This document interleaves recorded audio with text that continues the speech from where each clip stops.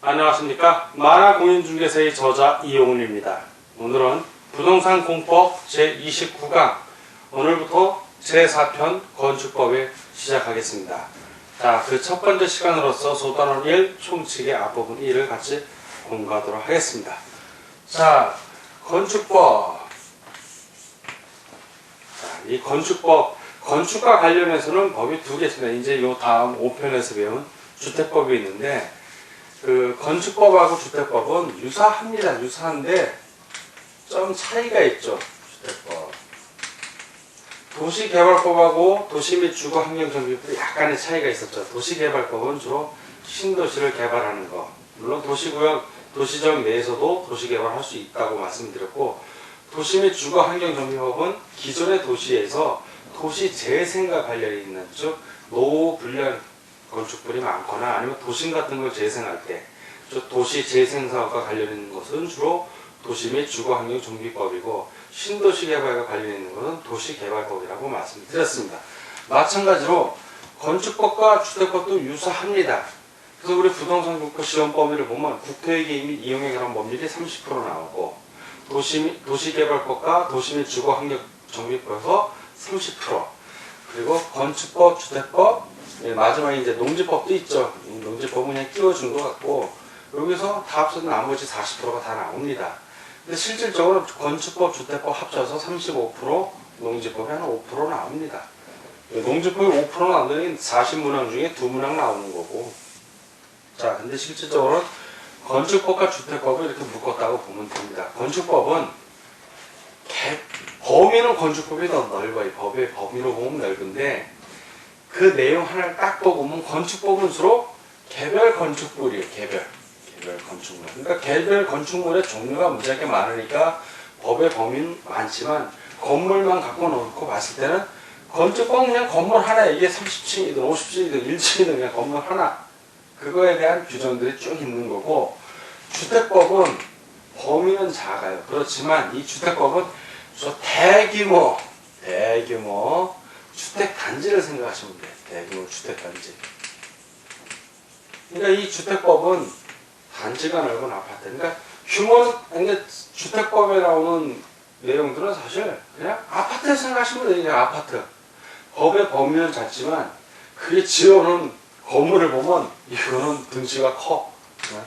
아파트가 쭉 있는, 단지가 쭉 있는 그런 게 주로 주택법이고, 건축법은 개별 건축물 하나하나에 대한 규정을 한 겁니다. 자, 그럼 건축법은 어떻게 되냐면, 건축물하고 관련 있는 거야. 건축법이니까. 그러면 건축물이 있으면 이 건축물은 그냥 혼자 존재하는 게 아니죠. 밑에 대지, 땅이 있어야 돼. 그래서 건축법 규정을 보면 먼저 건축물의 대지가 나오고, 자, 대지. 그리고 건축물의 구조가 있을 것이고, 자, 그리고 건축물의 어떤 설비 기준이 있을 거예요. 설비. 자, 이러한 기준들, 그런 것들, 그리고 용도, 이런 걸 다 규정을 하는 거예요. 건축법에서. 규정을 해서 왜 규정을 하냐? 이런 걸 규정함으로 인해서 이 건축물에 뭘 도모한다? 안전. 건축물이 안전해야 될 거예요. 기껏 기었는데 허물어지면 안에 사는 사람들 다 죽잖아요. 그래서 이러한 규정을 두는 겁니다. 둬서 안전을 도모하고, 두 번째, 건축물의 기능을 도모하고, 그리고 환경을, 마지막으로 환경 다음에 미관, 이런 것들을 향상시키는 거예요. 이런 기능들을 향상시켜요. 자, 이런 걸 기준을 향상시켜서 최종적으로 뭘 하냐? 공공복리 증진에 이바지하는 겁니다. 마지막에 공공복리 증진에 이바지. 그러나 중요한 거는 건축물과 관련해서 건축물의 대지, 건축물의 구조, 건축물의 설비 기준, 그리고 용도, 이런 것들이 다 어디 들어가 있다? 건축법에 있는 거예요. 그럼 이때 말하는 건축물은 아까 말씀드린 개별 건축물들이에요. 개별 건축물들을 다 하는 겁니다. 그래서 건축법은 범위가 무지하게 넓지만, 이 건축법은 공인중개사가 또 반드시 알아야 됩니다. 우리가 중개하는 게 단순히 아파트만 중개하는 거 아니잖아요. 토지만 중개하는 거 아니고 주택을 중개하는 거다. 주택. 그리고 부동산, 그 부동산 안에 건축법이 있고, 건축물이 있고, 그 건축물이 뭐가 있는지 규정해 놓은 법이 바로 건축법이에요. 그래서 건축법은 반드시 공인중개가 알아야 되는 법입니다. 우리가 알아야 되는 법이기 때문에 반드시 필요하면 재밌습니다. 공부하는 게. 자, 지금부터 보겠습니다. 자, 총칙. 두 가지 이제 방금 재정 목적을 살펴봤고, 자, 이번에 정의에 있어서 건축법에서 용어를 어떻게 정의하는지 이제 하나씩 살펴보겠습니다. 먼저 대지라고 나와요. 대지. 그 지적법에 보면 대라는 거 나오죠. 그 대예요, 대. 그 대. 그 대에 해당되는 땅. 그래서 대지입니다. 대지. 대지의 가장 큰 목적은 건축물이 있는 땅을 대라고 그래요. 대. 즉 대지에다가 건물을 짓는 거예요. 자, 그럼 이 대지는 건축법에서는 어떻게 규정하느냐? 원칙과 예외가 나옵니다. 원칙과 예외. 자, 건축법의 원칙 대지는 뭘 말하냐면 필지, 개별 필지, 하나의 필지를 대지라고 봅니다. 각 토지를 필지로 나눈 거예요. 그 필지 하나하나가 대지예요. 그리고 건물은 한 필지에 하나의 건물이 올라가는 겁니다. 물론 한 필지에 건물이 두 개 올라갈 수도 있죠. 그러나 원칙은 대지 그러면 하나의 필지를 말해요. 그러면 예외는 둘로 나뉩니다. 하나는 둘 이상의 필지가 하나의 대지가 되는 경우가 있고, 반대로 하나 이상의 필지가 하나의 대지가 되는 경우가 있어요. 자, 이때의 대지는 다 하나의 대지를 말하는 거예요. 이게 무슨 말이냐면 둘 이상의 필지가 하나의 대지면, 그래서 필지가 두 개가 있어요. 그런데 이 두 필지, 연속된 필지에 하나의 건축물을 지어버리면 이거 하나의 대지로 본다는 얘기입니다. 간단히 얘기하면, 자, 이런 경우고 하나 이상의 뭐 하나도 포함되는 거예요. 하나의 필지의 그 일부입니다. 일부. 하나 이상의 필지의 일부. 뭔 얘기냐면 하나의 필지가 있는데 요거 중에 요 일부를 대지로 보겠다는 거예요. 이런 경우가 발생을 해요. 또 하나는 뭔 얘기냐면 하나 필지 이상이다. 여기도 필지가 있고 여기도 필지가 있는데 요렇게 일부를 하나를 보겠다는 거야. 골 때리는 상황이잖아요. 왜 가능하냐면 이건 법에서 이런 경우를 정하는 게 많아요. 예를 들어서 필지가 요쪽에 도로가 있고 필지가 이제 이렇게 세 개가 나란히 있다고 치자고요. 그런데 어떤 도시계획법이나 법에 의해서 도시계획 시설들이 이렇게 들어오기로 한 거예요. 이렇게 들어오기로 했어요. 그래서 이 일대가 하나의 공공기관이 들어오기로 했어요.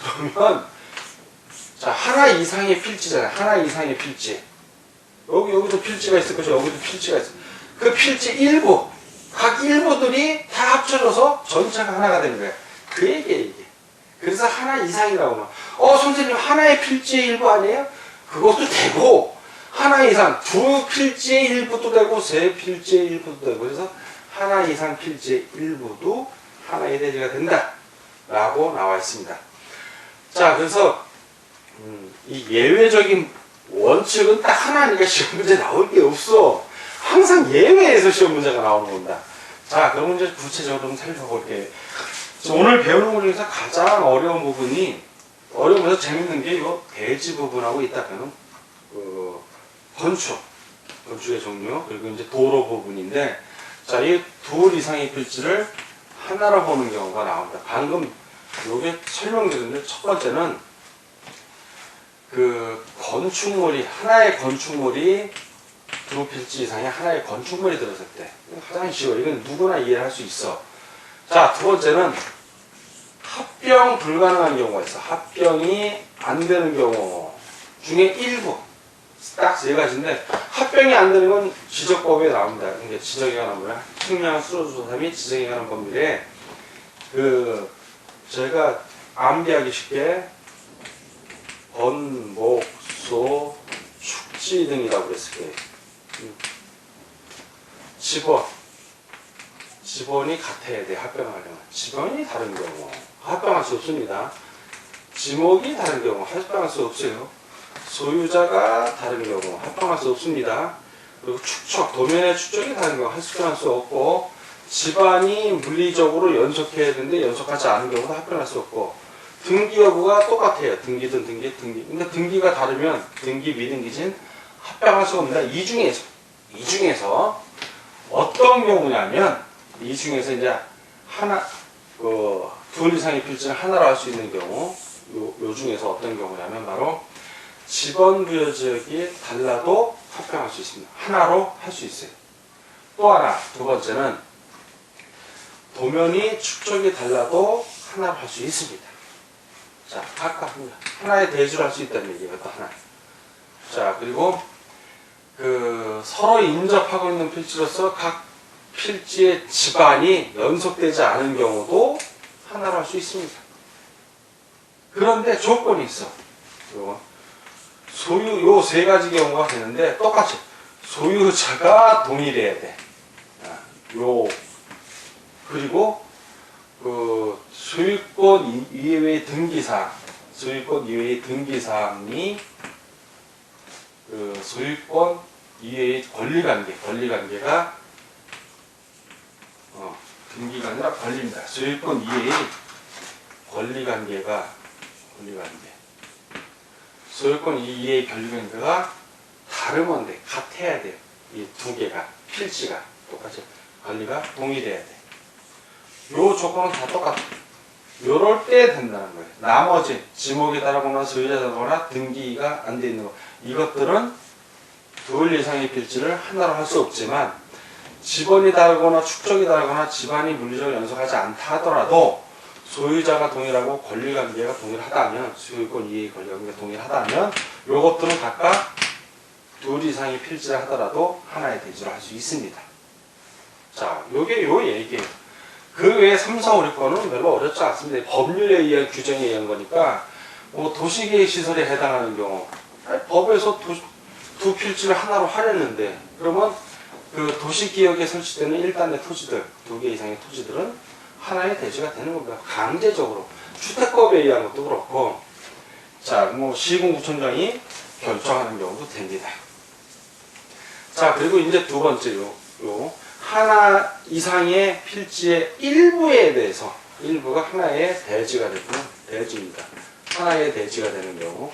자, 요거는 요거로 살펴볼 텐데, 요거는 하나 이상의 필지의 일부에 대하여, 자, 요게 전제 조건으로 되고, 그리고부터 이제 나오는 거예요, 하나씩. 도시계획 시설이 결정된 경우, 법률에 다 읽어야 되는 거예요. 그러면 하나의 대지로 보고, 두 번째. 농지 전용 허가를 받은 경우, 자, 산지 전용 허가를 받은 경우, 그리고 국토유기 및 이용에 따른 개발계획 허가를 받은 부분, 이런 것들은 다 하나의 이상의 필지의 일부지만 하나의 대지를 할 수 있는 겁니다. 즉, 법률 규정에 의해서 되는 거예요. 개인이 마음대로 할 수 있는 부분인데 아니에요. 그리고 개인이 마음대로 할 수 있는 건 마지막 다섯 번째 나오는데, 건축물의 사용 승인을 신청할 때, 건축물 사용 승인 신청할 때 필지를 나누는 걸 조건으로 건축 허가를 받은 경우가 있어요. 그럴 때는 그 필지가 나누어지는 토지를 하나의 대지로 봅니다. 그 경우 외에는 나머지는 다 법률 규정에 의한 거예요. 법률 규정에. 그러니까 이런 게 있구나 라는 정도로만 여러분이 이해를 일단 하시면 됩니다. 자, 이제 건축물. 그럼 건축법에서 말하는 건축물은 정의가 어떻게 되는지 또 알아보겠습니다.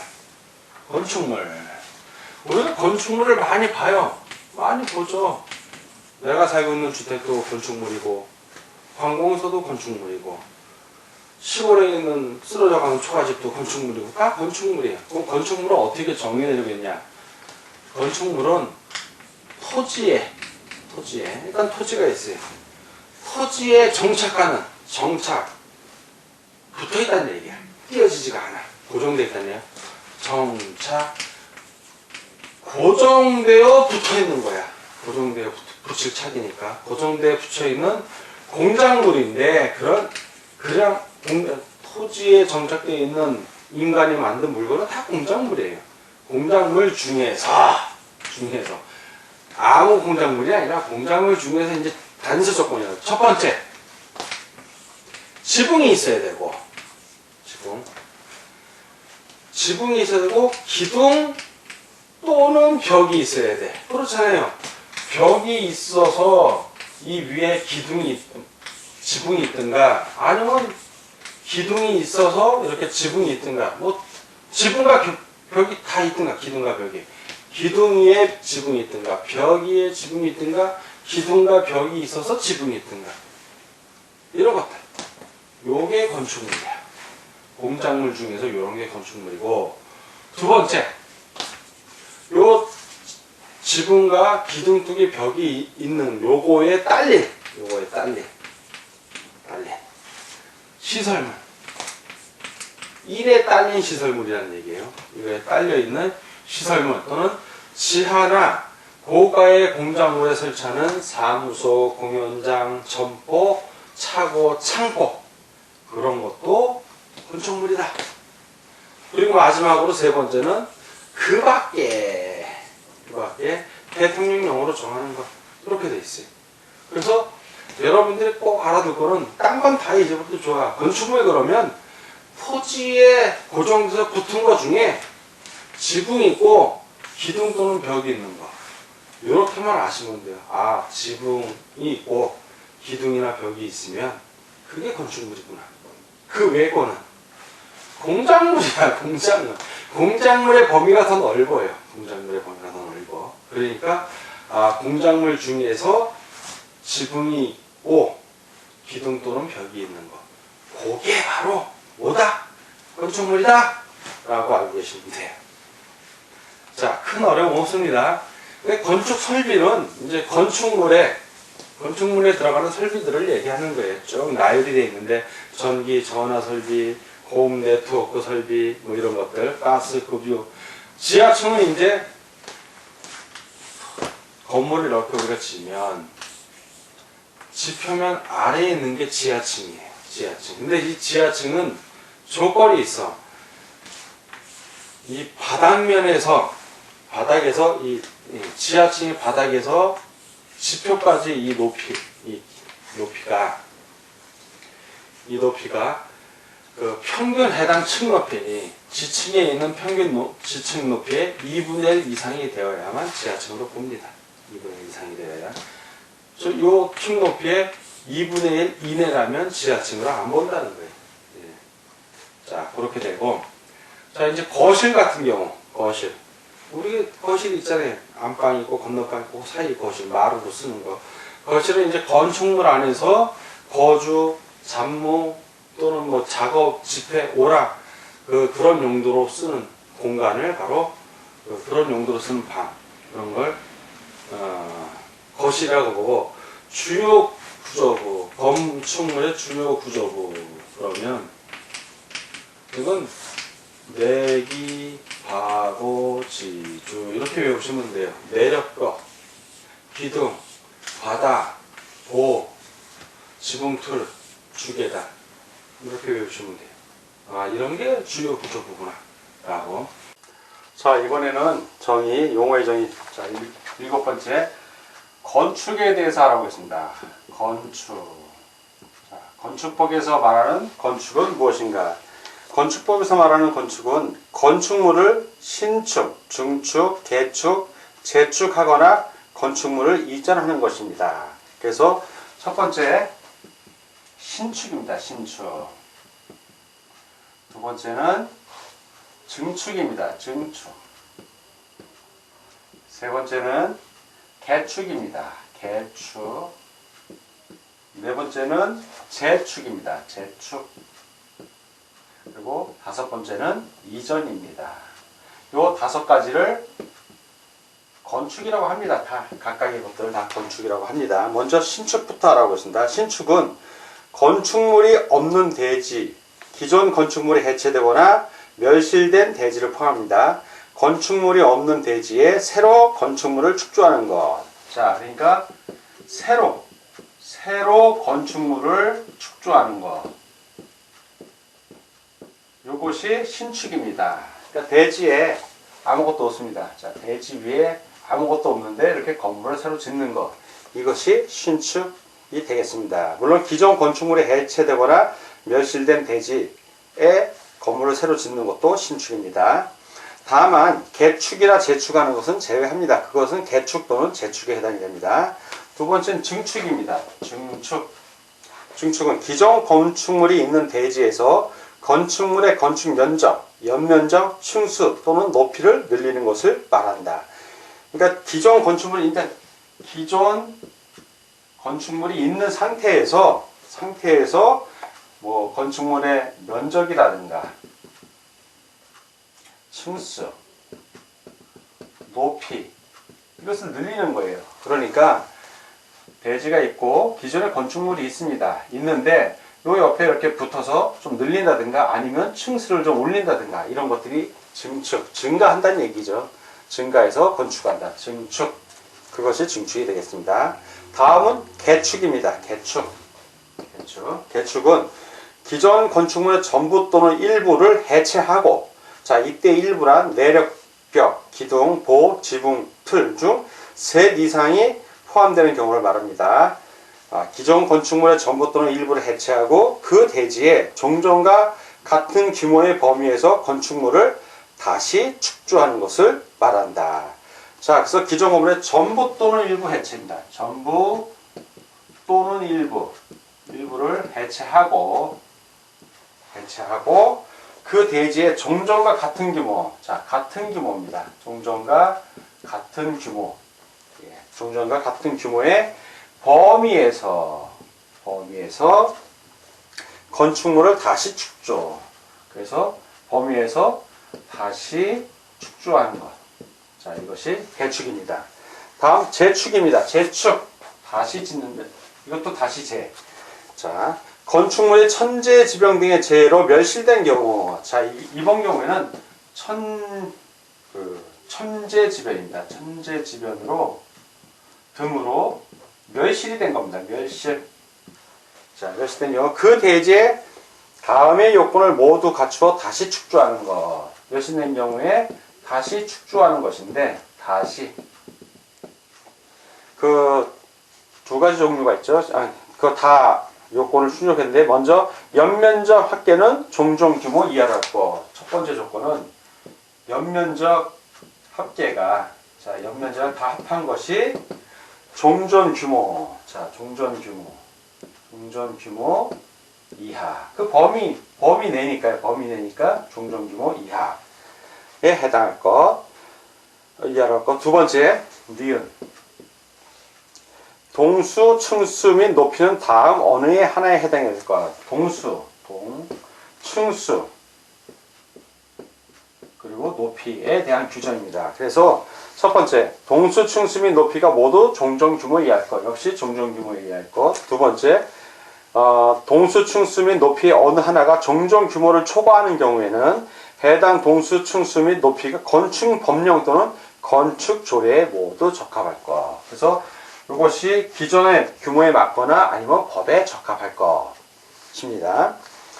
자, 그래서 개축하고 재축의 차이점은, 개축은 기존 건축물의 전부 또는 일부를 해체하는 것이니까 이거는 스스로 해체하는 거예요. 개축은. 그런데 재축은 내가 해체하려고 한 게 아니라 천재지변 등으로 멸실이 된 겁니다. 달라요. 다시 짓는데 의미가 다른 거죠. 이거는 자발적인 거, 개축. 재축은 자발적인 건 아니에요. 사고에 의해서. 그렇게 이해하시면 되겠습니다. 이제 다섯 번째, 이전입니다. 이전은 건축물의 주요 구조부를 해체하지 아니하고 같은 대지의 다른 위치로 옮기는 것. 자, 건축물의 주요 구조부를 해체한다 안 한다? 해체하지 아니하고 옮기는 겁니다. 그러니까 대지가 있는데 건물이 있습니다. 근데 이 건물의 주요 구조부를 옮기지 않고 그대로 그 대지 내에 다른 데로 이렇게 옮기는 것. 이런 것이 이전이에요. 이전. 자, 이렇게 건축에 대해서, 건축이 뭔지 정의, 신축, 증축, 개축, 재축, 이전에 대해서 같이 알아봤습니다. 자, 이번에는 그 정의 8번째 대수선에 대해서 같이 알아보도록 하겠습니다. 대수선은 건축물의 기둥, 보, 내력벽, 주, 계단 등의 구조나 외부 형태를 수선 변경하거나 증설하는 것으로서 증축, 개축 또는 재축에 해당하지 아니하는 다음의 행위를 말한다. 그래서 8가지가 나옵니다. 첫 번째, 내력벽. 자, 내력벽입니다. 내력벽. 내력벽을 증설 또는 해체하거나 증설 또는 해체하거나 그 벽 면적을 30제곱미터 이상 30제곱미터 이상 수선 또는 변경하는 것을 말합니다. 수선 또는 변경. 두 번째, 대수선 두 번째입니다. 기둥입니다. 기둥. 자, 이 기둥을 증설 또는 해체하거나 3개 이상, 3개 이상 수선 또는 변경하는 것을 말합니다. 세 번째, 보입니다. 보를 증설 또는 해체하거나 3개 이상 수선 또는 변경한 것을 말합니다. 네 번째, 지붕틀입니다. 지붕틀을 증설 또는 해체하거나 역시 3개 이상 수선 또는 변경하는 것을 말합니다. 다섯 번째, 방화벽 또는 방화구획을 위한 바닥 또는 벽을, 자, 방화벽이라고 쓰겠습니다. 여기는 방화벽 또는 방화구획을 위한 바닥 또는 벽을 증설 또는 해체하거나 수선 또는 변경하는 것을 말합니다. 자, 여섯 번째, 주계단, 피난계단 또는 특별 피난계단, 계단이죠. 등을 증설 또는 해체하거나 수선 또는 변경하는 것을 말합니다. 자, 일곱 번째, 다가구주택. 자, 다가구주택입니다. 다가구주택의 가구 간 경계벽. 또는 다세대 주택이 세대 간 경계벽. 역시 경계벽입니다. 경계벽을 증설 또는 해체하거나 수선 또는 변경하는 것을 말합니다. 자, 여덟 번째는 건축물의 외벽에 사용하는 마감재료. 마감재료입니다. 이 마감재료를 증설 또는 해체하거나 벽면적 30제곱미터 이상 수선 또는 변경하는 것을 말합니다. 자, 이렇게 대수선 8가지 사항에 대해서는 꼭 교재를 반복해서 좀 봐주시기 바랍니다. 자, 이번엔 정의에서 그 9번째 리모델링을 보겠습니다. 리모델링. 건축물의 노후화를 억제하거나 기능 향상 등을 위하여 대수선하거나 건축물의 일부 증축 또는 개축하는 행위를 말한다. 이것이 리모델링입니다. 자, 이제 도로가 나요. 도로에 대한 규정이 나오는데, 이 도로에서 제일 중요한 건 이제 보행하고 자동차가 통로가 가능해야 돼. 일반 골목길을 생각하시면 됩니다. 도로에서 제일 중요한 거는 이제 너비. 도로가 길다. 그건 길이고, 차가 갈 수 있는 너비. 4m입니다. 4m. 도로의 최소 폭은 4m. 이게 중요한 개념이에요. 도로에서는. 최소 너비가 4m는 돼야 도로인 거예요. 그래야 그 도로를 끼고 있어야 건물을 질 수 있는 겁니다. 사람이 출입이 가능하니까. 자, 도로. 보행과 자동차 통행이 가능한 4m, 너비 4m 이상의 도로인데, 그 대통령령으로 정할 때는 이제 막다른 도로가 있잖아요. 이렇게 도로가 뻥 뚫려 있으면 되는데, 이렇게 뻥 뚫린 도로에서는 상관없는데, 이렇게 막힌 도로가 있어요. 이렇게 주택이 있고, 이렇게. 막다른 도로라고 해요. 이런 막다른 도로. 자, 막다른 도로의 길이.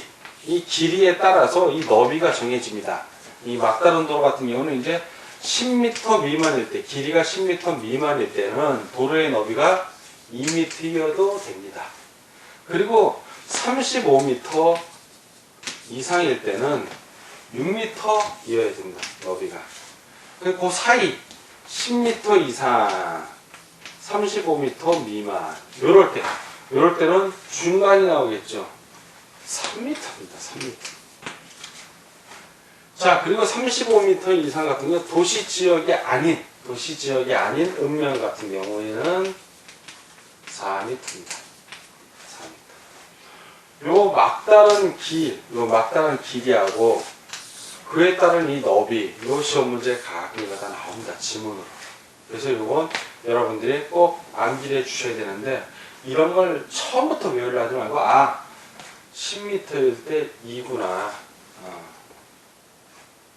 2, 5, 10, 6, 6이 36, 거의 5배라고 생각하시면 돼요. 그리고 중간건 3m. 이 정도로만 아시고, 처음부터 이걸 암기하려고 그러면 공부가 짜증이 납니다. 여러분들 최소한 만화 부분만 3번 봐야 돼요. 그리고 핵심 영역까지 해서 또 만화하고 포함해서 3번. 최소한 기본서는 6회 이상. 그리고 기본 문제까지 하면 9회 정도를 보면 이거 다 외워져요. 그때쯤 되면. 그러니까 처음 보는 사람들은 10m에는 길이가 10m면 2m, 또 넘어가면 3m, 아주 많이 넘어가면 6m. 이 정도만 아시면 되는 겁니다. 너무 처음부터 외우려 하지 말고 2, 3은 6 이렇게 외우셔도 돼요. 예, 본인 요령입니다. 자, 이제 건축주라는 개념이 있는데, 건축주는 건축물을 건축하는 사람들이, 자, 공사를 발주하거나 아니 현장 관리인들도 스스로 직접 건축하는 주의를 얘기하는데, 건축 등이라는 건 건축을 한다든가 대수선을 한다든가 용도 변경을 한다든가 그런 것 행위를 말합니다. 공사 관리자는 이제 공사를 자기 책임 아래에 제대로 공사가 되는지 안 되는지 관리 감독하는 사람을 말합니다. 지도하고 감독하는 사람.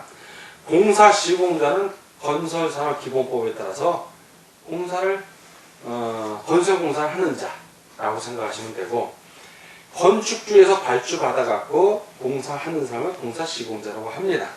그리고 특별건축구역은 나중에 이제 또 특별건축 우리가 따로 배웁니다. 특별건축구역 이제 국토해양부 장관이 지정하는데, 이 특별히 지정한 구역이라고 생각을 하시면 됩니다. 건축물을 좀 더 아름답고 창의적으로 만든 건축물을 짓기 위해서 지정한 지역이다. 그 정도로만 아시면 나중에 특별건축구역은 또 따로 파트를 만들어서 설명을 하니까 그때 자세히 배우기로 하겠습니다. 자, 오늘 공부하느라고 수고하셨습니다. 다음 시간에 뵙겠습니다. 감사합니다.